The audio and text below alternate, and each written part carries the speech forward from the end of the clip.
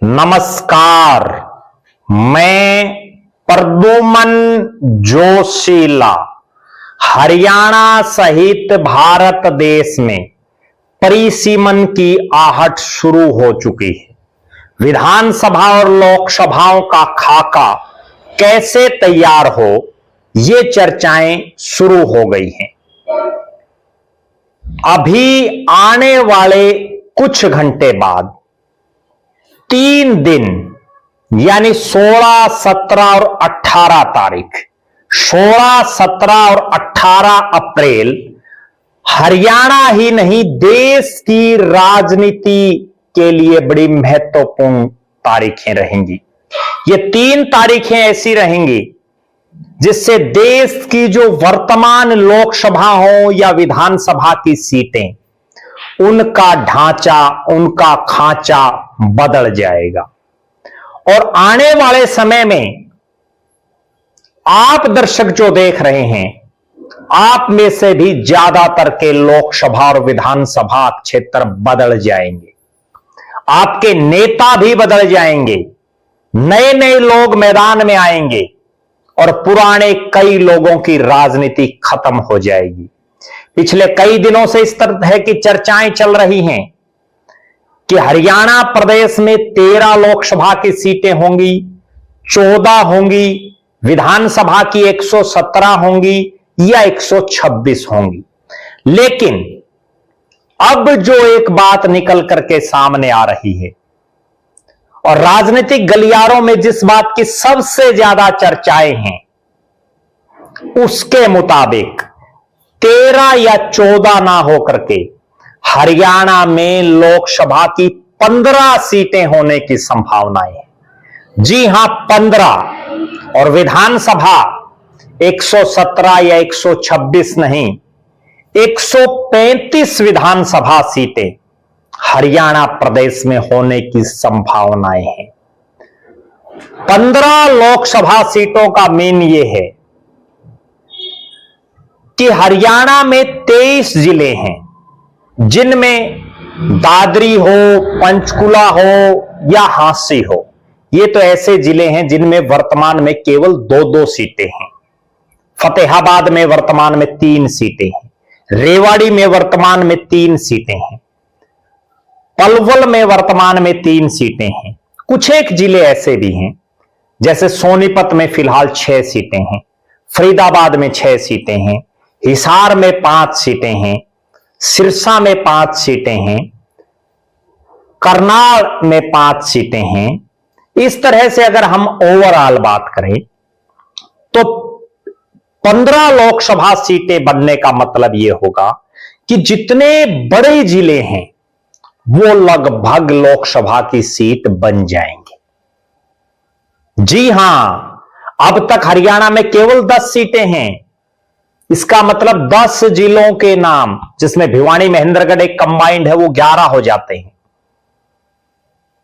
केवल 11 जिलों के नाम से ही जो है ये सीटें हैं, लेकिन आने वाले समय में 15 हो जाएंगी। और विधानसभा 135। अब मैं आपको बताता हूं कारण क्या है, क्यों एकदम से इतनी सीटें बढ़ रही हैं। एकदम से 90 से 135 होने की संभावनाएं और 10 से 15, और राज्यसभा की सीटें भी 5 से 8 होने की संभावनाएं। उसका कारण मैं अब आपको बताता हूं। देश के प्रधानमंत्री नरेंद्र मोदी के नेतृत्व वाली भारतीय जनता पार्टी की सरकार पिछले कई दिनों से महिला आरक्षण विधानसभा और लोकसभा की सीटों में लाने की बात कह रही है। इसी के मद्देनजर अप्रैल 2026 में केंद्र सरकार महिला आरक्षण विधेयक 2026 को लागू करने और लोकसभा विधानसभाओं में महिलाओं के लिए 33% सीटें सुनिश्चित करने हेतु, जी हां 33%, यानी अगर 15 लोकसभा की सीटें होंगी तो उसमें से 5 महिलाएं होंगी। जो सांसद चुनी जाएंगी। इसी तरह से अगर 135 विधानसभा की सीटें बनती हैं तो 45 महिलाएं विधायक होंगी हरियाणा में। और अगर सही मायने में देखें तो 45 + 5 50 और राज्यसभा के 8 में से भी 2 या 3 यानी 53 महिलाएं हरियाणा प्रदेश से देश की सबसे बड़ी पंचायत और प्रदेश की सबसे बड़ी पंचायत में बैठेंगी। 33% सीटें महिलाओं की सुनिश्चित करने के लिए 16, 17 और 18 अप्रैल 2026 को संसद का विशेष सत्र बुलाया गया है। विशेष, आप बात समझिए, अभी बजट सत्र था, 2 अप्रैल को ही खत्म हुआ है, लेकिन एकाएक विशेष सत्र को बुला लेना कहीं ना कहीं भारतीय जनता पार्टी की सरकार और नरेंद्र मोदी बहुत कुछ बड़ा करने वाले हैं। और वो बड़ा यही है कि पहली बार देश के इतिहास में 33% महिलाएं देश की संसद और प्रदेशों की विधानसभाओं में बैठेंगी। आज महिलाएं ओपन सीटों पर लड़ती हैं, एससी रिजर्व सीटों पर भी लड़ती हैं, लेकिन मुट्ठी भर महिलाएं देश की विधानसभा, अलग अलग राज्यों की विधानसभाएं हो या देश की संसद हो, उनमें जाती हैं। आज के सीन में आप देख लीजिए, अपने आप आपको अंदाजा लग जाएगा। बहुत से विधानसभा क्षेत्र तो हरियाणा में ऐसे हैं जहां अब तक कोई महिला चुनाव जीती ही नहीं है। बहुत से लोकसभा क्षेत्र ऐसे हैं जहां से आज तक कोई महिला सांसद बनी ही नहीं है। अब 33% आरक्षण मोदी की सरकार देने जा रही है। संसद का जो विशेष सत्र होगा वो क्यों बुलाया जा रहा है? नारी शक्ति वंदन अधिनियम, नारी शक्ति वंदन अधिनियम, महिला आरक्षण बिल को लागू करना है, जिससे लोकसभा में सीटों की संख्या बढ़कर के लगभग आइडिया है 816 के आसपास हो सकती हैं, जिनमें 273 सीटें महिलाओं के लिए आरक्षित होने की संभावनाएं हैं। 1/3। 16 से 18 अप्रैल तक का ये विशेष सत्र हिंदुस्तान की राजनीति की भविष्य की दशा, दिशा और तकदीर बदल देगा। इस सत्र में भारतीय जनता पार्टी ने बाकायदा व्हिप भी जारी कर दिया है। लोकसभा और राज्यसभा के अपने सभी सदस्यों के लिए 3 लाइन का व्हिप जारी कर अनिवार्य रूप से उपस्थित रहने के निर्देश दे दिए हैं। यह सत्र 2023 में पारित महिला आरक्षण अधिनियम के बाद सीटों के पुनर्निर्धारण यानी डिलिमिटेशन, परिसीमन के संदर्भ में अत्यंत महत्वपूर्ण माना जाता है। हमने पिछले दिनों कई वीडियो चलाए जिनमें हमने स्पष्ट तौर पर बताया कि भारतीय जनता पार्टी की सरकार अंदर खाते परिसीमन की पूरी तैयारी कर चुकी है।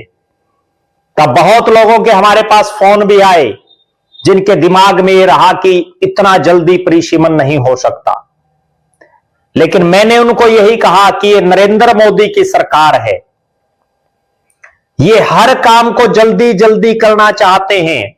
चाहे धारा 370 तोड़ने की बात हो, किसी ने सोचा नहीं था कितनी जल्दी ये इतना बड़ा काम हो जाएगा। राम मंदिर बनाने की बात हो, नोटबंदी की बात हो, कभी किसी ने कल्पना की थी कि रात 8 बजे देश के प्रधानमंत्री आएंगे, देशवासियों को संबोधित करेंगे और नोट बंद हो जाएंगे। अब एक बार फिर से 16 से और 18 तारीख के बीच का यह विशेष सत्र जो देश में महिलाओं को राजनीतिक तौर पर आज तक की सबसे बड़ी भागीदारी दे सकता है। जो ही सीटें बढ़ेंगी, नेता भी बढ़ेंगे, अलग अलग इलाकों में नए नए लोग उभरेंगे, क्योंकि डिलिमिटेशन होने के बाद एससी रिजर्व सीटें भी बदलने की संभावनाएं हैं।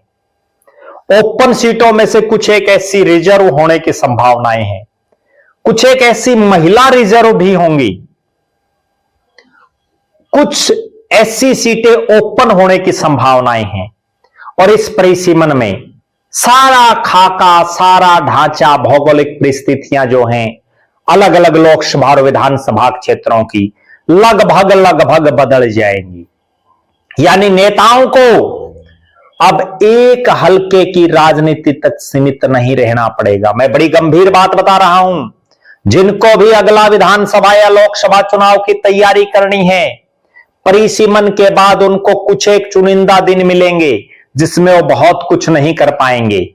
जिनको भी चुनावी तैयारी करनी है 2029 की, वो तमाम नेता अपने चेहरे को अपने विधानसभा क्षेत्र से आगे के लोग भी उनको जाने, ऐसी मैनेजमेंट और मार्केटिंग जरूर करें। वो अपने एक विधानसभा या लोकसभा तक सीमित ना रह करके आसपास के इलाकों में भी अपनी पहचान बनाएं, अपने कार्यक्रम करें, अपना प्रचार प्रसार करें। हमारी नजरें इस परिसीमन जो डिलिमिटेशन होना है इस पर निरंतर हैं। हम हर अपडेट आपको देते रहेंगे। आप दर्शक भी अपनी राय रख सकते हैं कि आपका इलाका भविष्य में किस विधानसभा या किस लोकसभा क्षेत्र में हो। अपनी बेबाक राय कमेंट के माध्यम से जरूर लिखें। आप अपने इलाके में किस नए नेता को विधायक या सांसद चाहते हैं, यह भी आप अपनी बेबाक राय रख सकते हैं। बहुत बहुत धन्यवाद। आपका अपना प्रद्युमन जोशीला।